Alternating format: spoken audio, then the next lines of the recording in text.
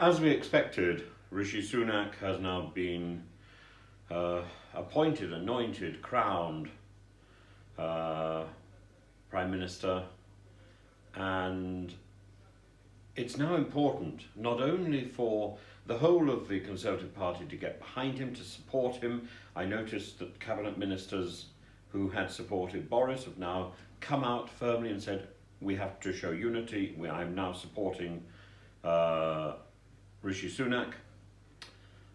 We wait to see whether or not those individuals who should not really be named, like Nadine Dorries, who've been so foul about Rishi Sunak, can actually be persuaded to come forward and support him. I suspect not. But Rishi Sunak now faces a big task. He's not only got to bring together his party, he's got to bring together the country.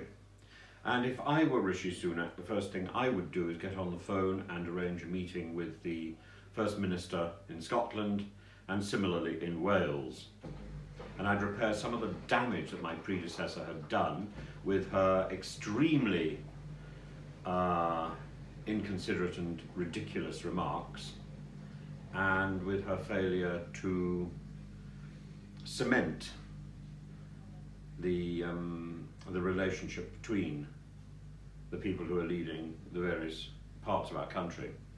I would also get to Northern Ireland, and I would support Chris Heaton Harris's efforts to resolve the Northern Ireland problem. Then, all that would have to happen very quickly.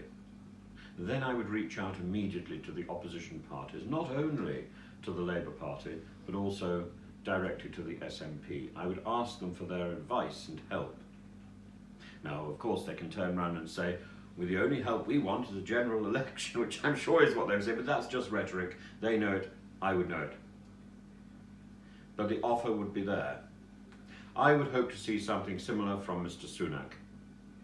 We cannot divide into these sort of partisan positions at this moment. Our country has been brought to the brink by a couple of twits and those people who have supported them.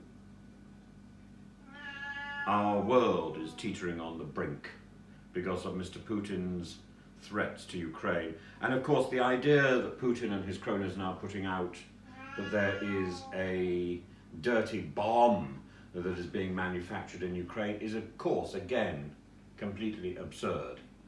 The only dirty bomb which is being prepared is the false flag that Russia will project onto Ukraine and claim that its own nuclear blast is something that Ukraine, which abandoned nuclear weapons in the 1990s to rely on the protection of its neighbour, that Ukraine developed itself.